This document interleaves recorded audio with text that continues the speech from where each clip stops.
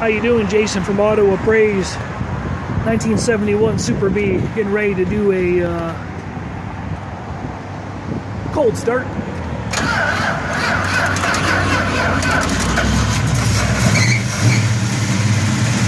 $45 in October 24th, 2016. Dual quad.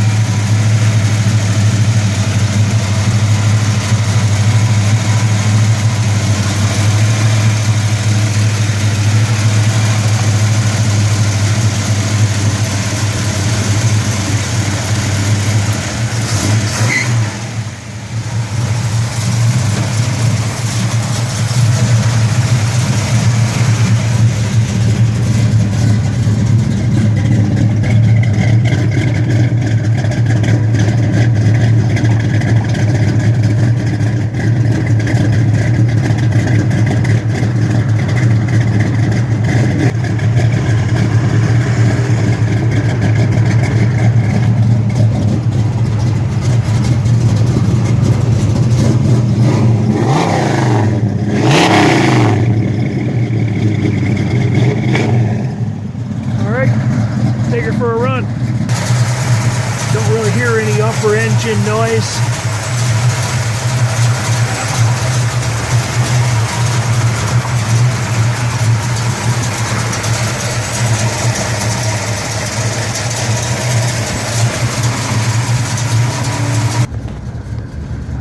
All right, heading out. Oil pressure gauge is at about, that's hard to see with the sun on it, about 70%.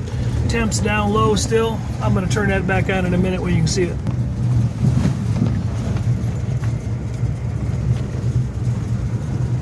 Traffic's getting heavy, close to 5 o'clock. There's a better shot of the gauges without the sunshine in them. Off we go.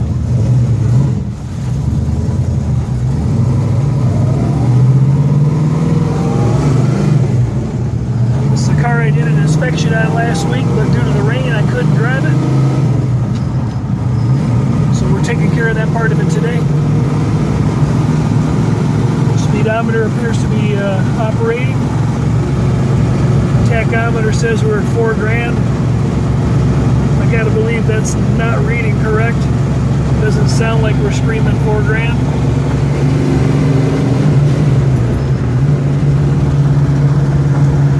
.440 dual quad. 4-speed car, obviously. Gauge appears to be operating.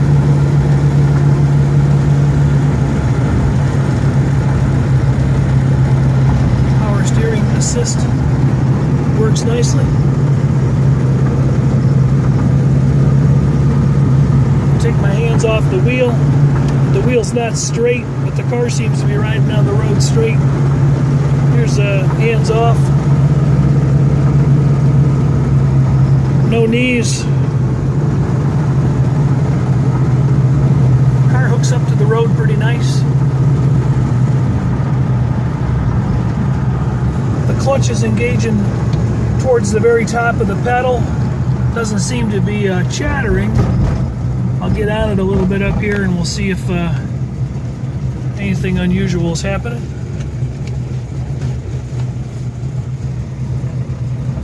Again, the traffic's a little heavy. Won't be able to do too much here.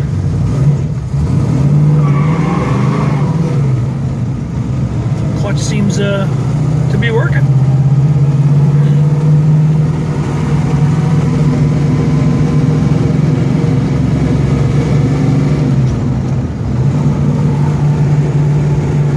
Shifting is nice.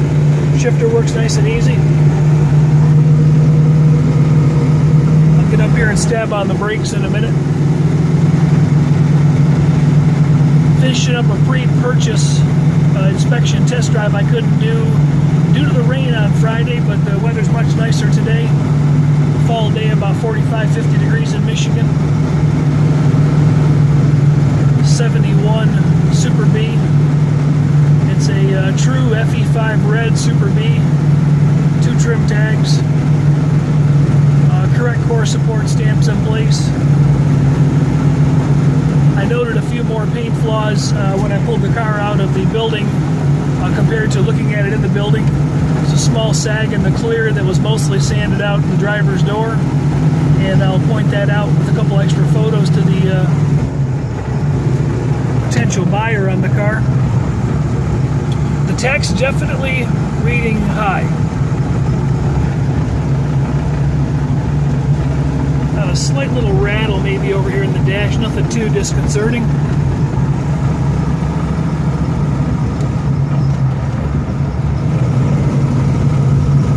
Hearing a little bit of a squeak, maybe coming from, not really sure what it's coming from, something underneath. You can probably hear the high pitch. It's a high-pitched squeak.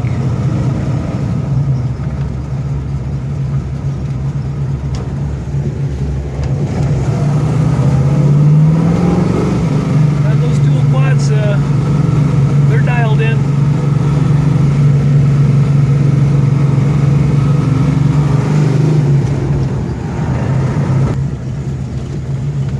I'm turning around and see if we can get a little bit clearer traffic here. The brake pedal's pretty firm. Feels like the diaphragm might be weak on the power booster. Car stops okay. Whatever that squeak is, I don't hear it now. There we go. Might be something jiggling in the trunk, I'm not sure.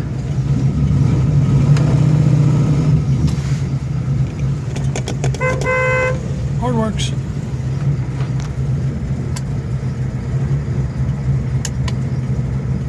Turn signals left and right, operable.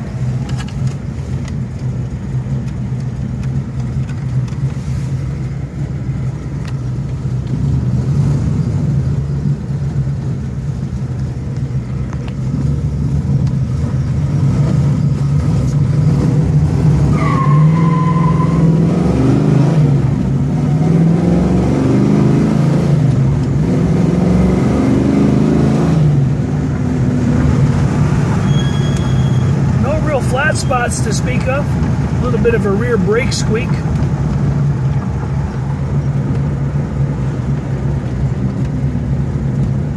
That's what it was. Yeah, a little bit of play in the suspension, but not coming up with any major issues.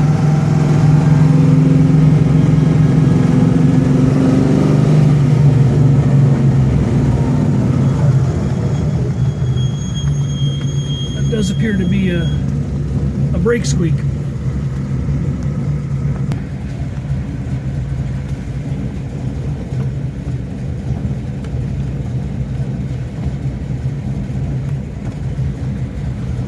I'm not sure if the radio is inoperable or maybe it's the owner, the driver.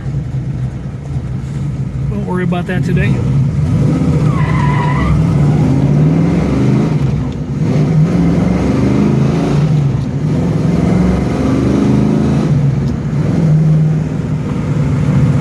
Fast car.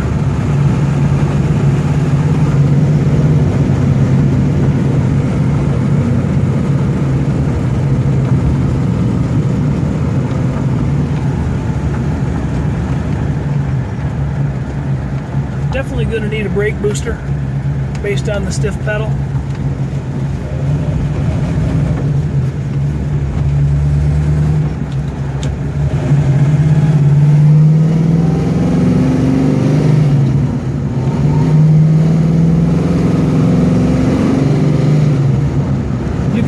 Where the linkage kicks in the second carburetor. You can feel it in the pedal.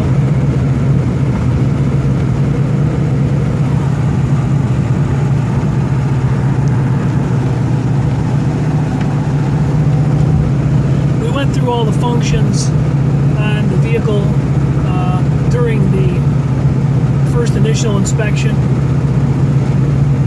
Boring you with a recap on most of that.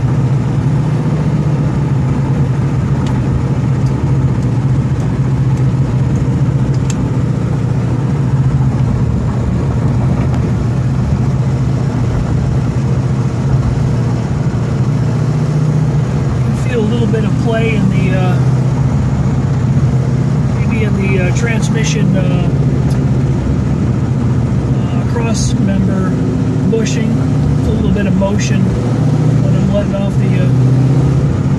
the gas.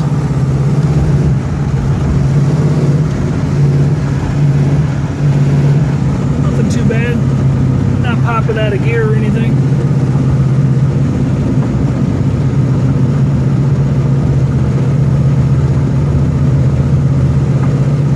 Engine feels like it's got a pretty good build on it.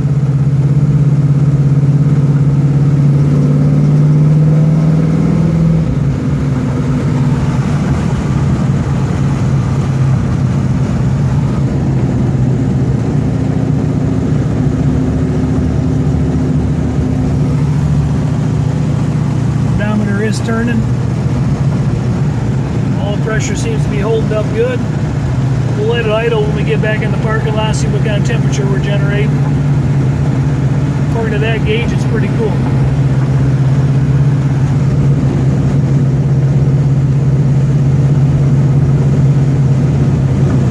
I'm going to take a stab at the clutch. Is getting closer to the end of its useful life. Car somewhere down the road may require clutch service. Don't hear any unusual whines or howls coming from the rear end. Suspension seems fairly responsive.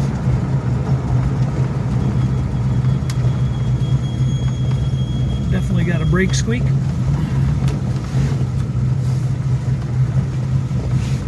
All right, we'll sit here and idle for a few minutes. I'm going to hit the pause button.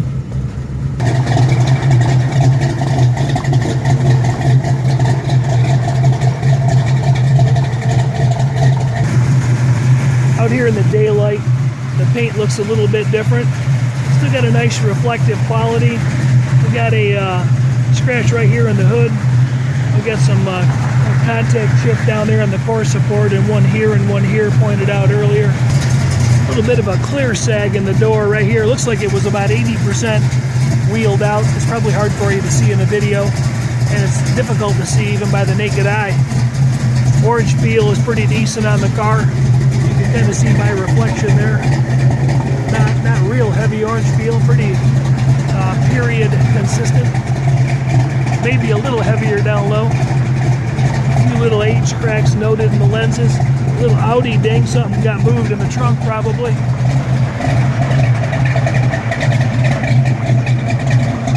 Outside you can see the patina on the bumper. The rear bumper is a little more visual out here in the daylight than it was. The car's got good magnetic adhesion throughout. We magnet tested it Friday. We didn't do it, I did it. And one last final look outdoors.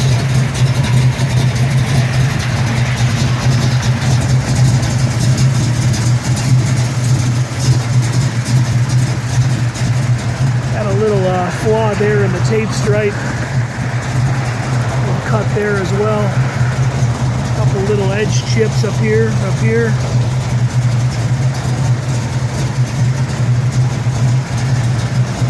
Little small contaminations in the paint, bing, bing, bing. A few up in there. Nothing too earth-shattering. A little bit in that matte black finish.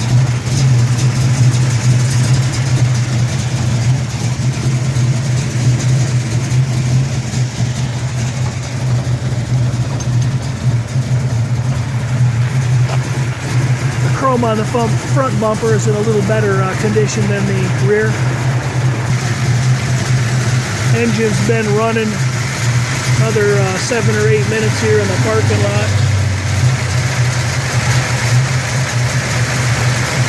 185, 190, 193. Seems to be running pretty cool.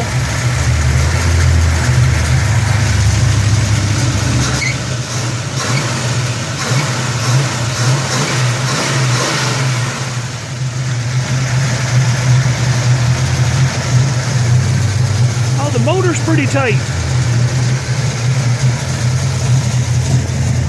Jason Phillips from Appraise wrapping up a test drive on a pre-purchase inspection. 1971 Superbee.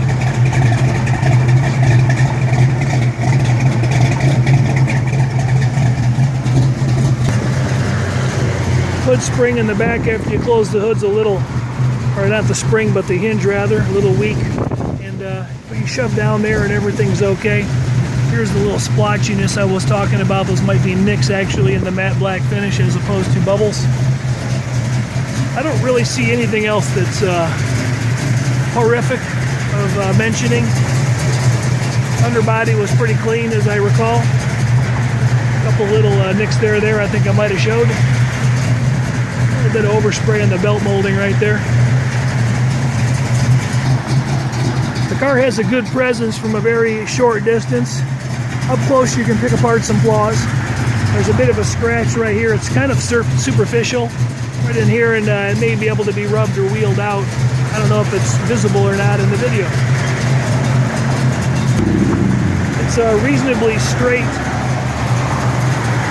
Heading down the panels, you know, minor waves. A little bit of age cracking in those parking light lenses.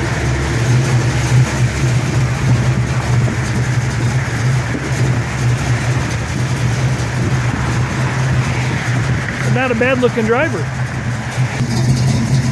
The interior presents pretty well overall. Not too many arguments or complaints. VIN stamp on the core support does match the VIN stamp on the dash, and the door tag and the fender tag does indicate an original Superbee. Quality of paint finish in the door jam's not quite as well sanded, but pretty typical for the period look. Vinyl seat covers are in nice shape. To recap, there's a crack in the dash and a small tear in the armrest down here. The car's run another, well, total, let's see, 24 minutes, including startup, test drive, and pauses. And that temperature just does not seem to be going anywhere, at least anywhere in a negative way. Oil pressure still holding up about 35% on the gauge. Tax down around 1300, and it's about double where we're idling, so that's going to probably need to be calibrated. Okay, thanks for checking this car out. Let's see if it makes the grade. I'm not sure if it's what the customer is looking for or not, but that's a blurry shot, but it might be. So a quick recap. Clutch is at the end of its useful life, although it seems to work just fine. A little bit of a rattle coming from the back end. A few additional paint flaws that were rediscovered and discovered. Yeah, inaccurate reading on the tach, crack in the dash, crack in the console, non-OEM 440 engine installed, all the tags, and a little bit of rear body damage, pre-existing, but nothing real substantial in my opinion.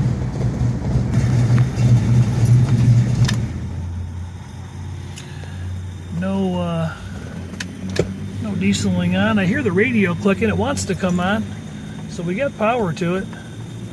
Probably sure I'm just not. Yeah, there's sound there. Fires right back up. Sounds good.